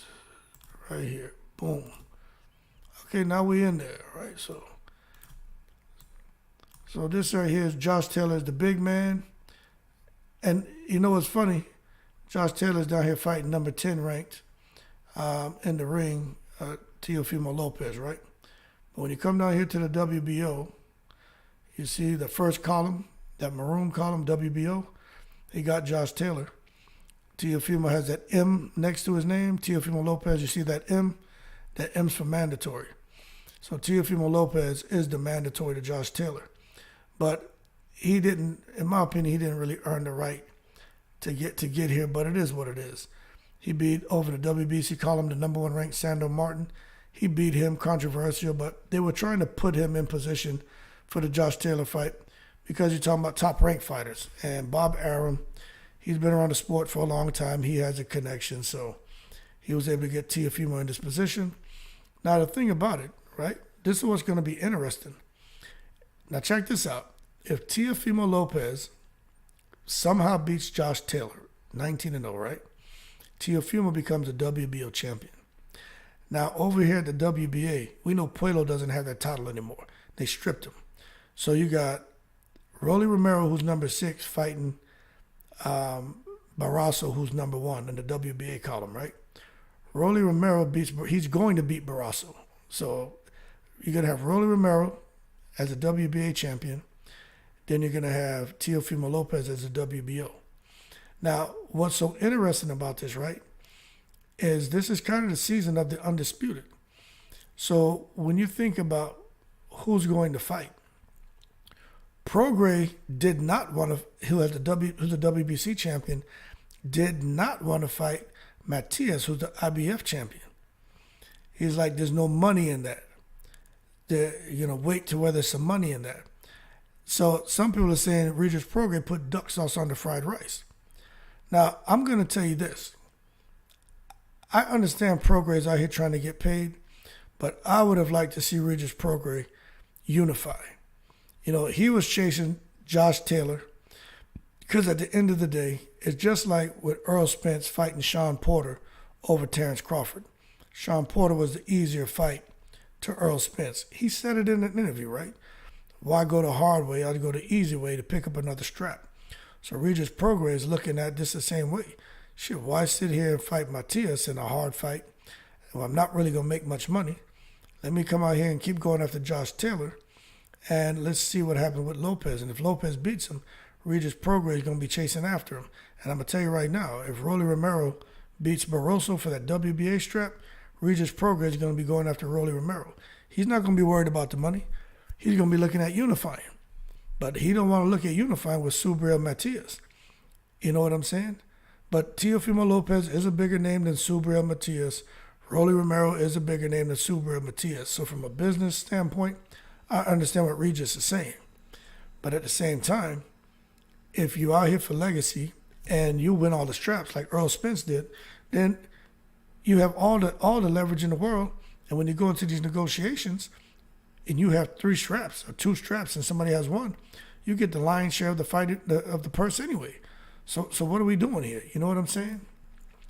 So I wanted to show y'all that, man, to kind of, I think it helps, bring the conversation along when we're able to look at those things.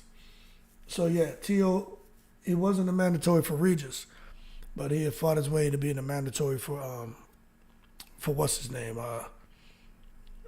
for Josh Taylor. Okay, been on here for, what is it, hour and 40 minutes. I appreciate everybody on here. Is there anything else y'all want to talk about, man? We could talk about anything. I could talk all night, man. But anything else y'all want to talk about? Just throw it out here. I see that we're down to 5 people watching now, so people probably going to bed, which is cool. But go ahead and throw it out there, man. Let's talk about it before I jump off. I'm going to try to get back on here tomorrow.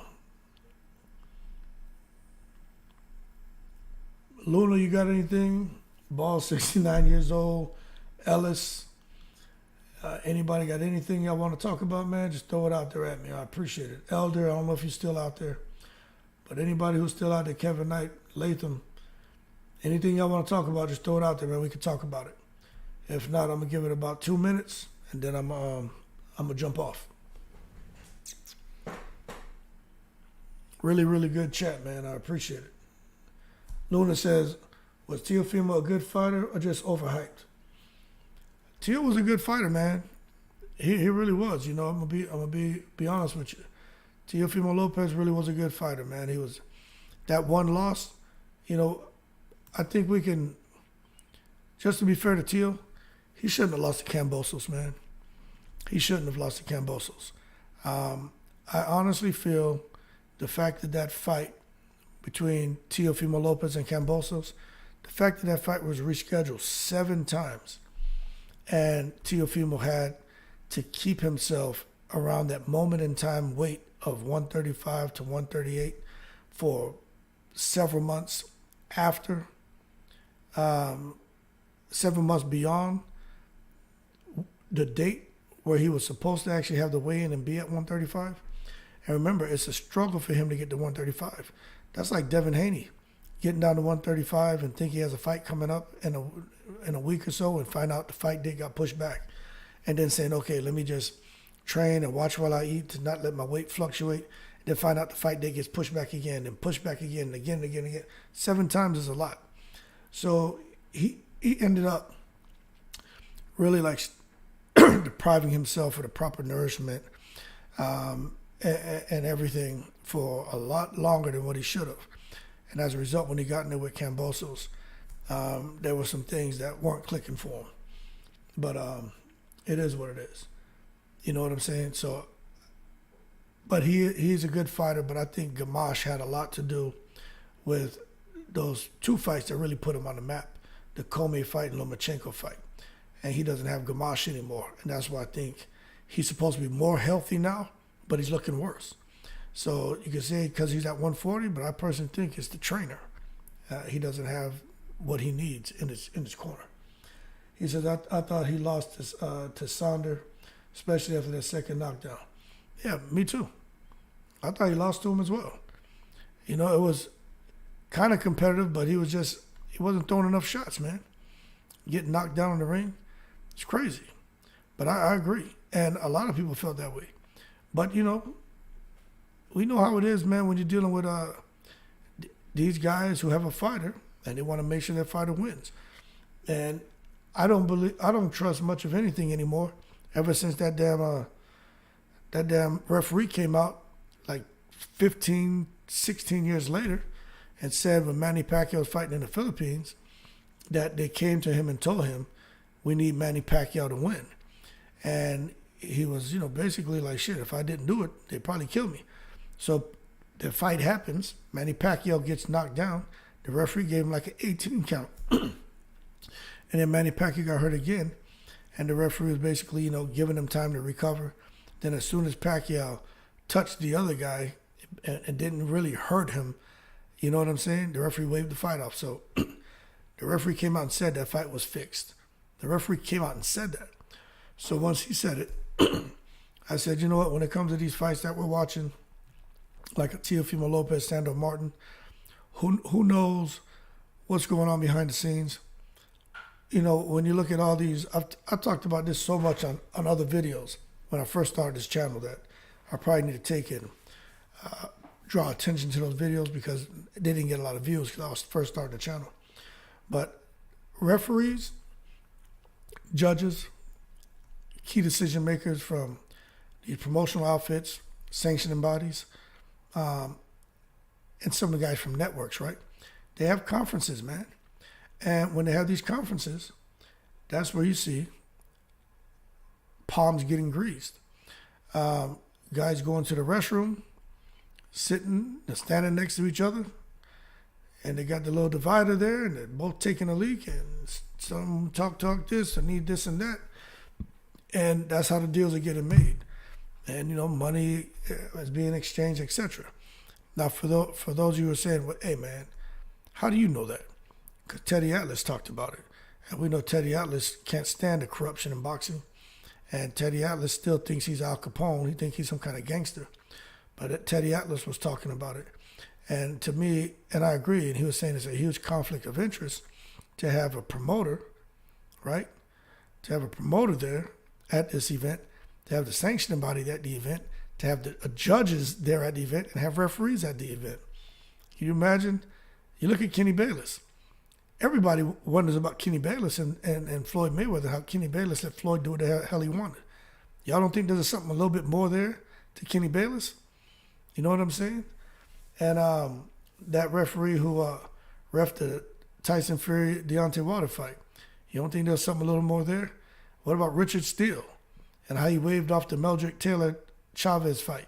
Y'all don't think there wasn't something there? You know what I'm saying? So when you think about it, you just don't know. Teofimo getting the nod, you just don't know. You know what I'm saying? Now he's where they wanted him to be. But I'll tell you something that we need to be looking out on, since we're talking about corruption in boxing. Be paying attention to what the hell happens between Devin Haney and Lomachenko. Because we know Devin's not knocking him out. But just pay attention and let's see how that decision goes. Because you know it's going. The only way it doesn't go to decision is if Lomachenko knocks out Devin Haney. But if it goes to decision, let's see what happens. You know what I'm saying? That's all I'm saying. Because I don't have a feeling. I know for a fact that Bob Arum, he doesn't want Devin Haney to go on with all those belts. He doesn't want that. He wants those there in-house. Now, the funny thing about Devin Haney, and as far as his next move, when you look at Devin Haney and everything that's going on with him, look, man, Devin Haney, after he clips Lomachenko, Devin Haney doesn't have to fight these guys like we talked about. You know what I mean? Gervonta Tank Davis for the WBA, Devin Haney can do what the hell he wants. He just clipped Lomachenko, so Shakur Stevenson is next up. But, you know, we just got to wait and see what they do. But out of all these fights here, the next up could be Shakur Stevenson, man. And that's who Bob Arum is putting in place right now to fight Devin Haney. Shakur Stevenson just went up to 135. And look at the position that he's in already. You know what I'm saying? So it's politics, man. And it is what it is at this point. You know, they're gonna put the guys in the ring that they want, and they're gonna make sure that the person they want to win is the person that wins. Okay, so that's been a little bit over 2 minutes of talking, which is all good. Luna or anyone else who's still on here, anything else you want to talk about, man? We've touched on a lot, but the big thing for me, I'm gonna do some more research on it, is drawing those parallels and correlations to this crap in Saudi, how Spence and Crawford fight didn't happen, Wilder and AJ, everyone being quiet, and just trying to put all that, frame that the right way so I can deliver it in a video. Because I really believe all that crap is going to Saudi. I really do. I'm telling you, I really do, man. Spence, Crawford, we already know Wilder, Fury, AJ. I think that Saudi money I think it's even got Al Heyman paying attention to it. You got Steven Espinoza paying attention to it. I think they have everybody watching. And you know why they're watching? It's because they have to watch. Because those Saudis don't have to deal with the promoters. They don't have to deal with the networks. They don't have to deal with the managers. They go right to the fighters. And that makes, you can't help but pay attention to that. That makes them uneasy. And I'm telling y'all right now, I'm willing to bet $1,000, man, that stuff goes out there to Saudi. I'm serious. Too many signs, man. But that being said, man, anybody else got anything else before I jump off of here? I'll give it about a minute, then I'm going to go ahead and jump off, man. Luna, you got anybody got anything, man? We can talk about anything. If not, I'm going to get off of here, man, and tomorrow they cancel all the soccer games for my boys, man, because it had some rain out here. So I'm going to probably take them fishing, man. We're going to go fish. Luna says, more lives. Let's get the channel bigger, man. Yes, sir. Yes, sir. I will. I will do more lives, man. It's just got to find the right time, you know. And the thing is, maybe the morning is good, man. I could do it in the morning. Do my live and then go exercise. I was trying to do it around lunchtime. And, you know, you get a pretty good turnout, but it seems like that afternoon when people are just getting out of work between like 4 and 7, that seems to be a real good time. But man, I'm just too busy, man. I'm never home. I'm out with my kids at all their sporting events. And next week, a matter of fact, 3 of my sons start boxing next week. So that's out. That's pretty exciting, man. I've been training them, but I found a gym to take them to. They're going to work with him. But my oldest is he can handle himself already. But they'll go down there, they'll work with him, and my oldest may have his first fight. It's May, June, July, August, September. He may have his first fight, man, because he's that athletic. He's just some kids just got it, you know, and he's got it. And then my 10-year-old, I just want him to box. He's a little bit more like you got to pull his damn teeth to make him do anything, but. May get him in his first tournament at the end of the year. And then my 8-year-old, you know, we'll see. He's still kind of daddy baby, even though I got a 5-year-old too, but he's athletic as hell. And if they're really enjoying it and catching on, maybe by the end of the year, my oldest would have had maybe like 4 or 5 fights, and my 10-year-old or 8-year-old would have had at least 1. So that's what's going on. And I tell you what, if those boys are down there fighting, that's gonna be interesting, and I'll be showing some of the fights here on the channel. But I will do more lives, man. And I appreciate you for encouraging me, man, and poking me like, hey, do more lives, Hood. I really appreciate it, man, because I pay attention to that. You know what I'm saying? And I will make an effort, and I'll definitely make an effort to set it up at a certain time. That way we can have a little bit of, you know, we call it expectation management. You know what I'm saying? That way y'all aren't just all over the place with me. At least you know, okay, twice a day, Hood comes on for an hour, 2 hours, and that way you can plan for it. And I will do a better job at being consistent with coming on at a certain time. But, you know, schedule's kind of crazy, you know what I'm saying? But that being said, y'all take care. I really appreciate it. I got some merchandise coming. I just got to figure out how to put all that crap on the channel. But I have the...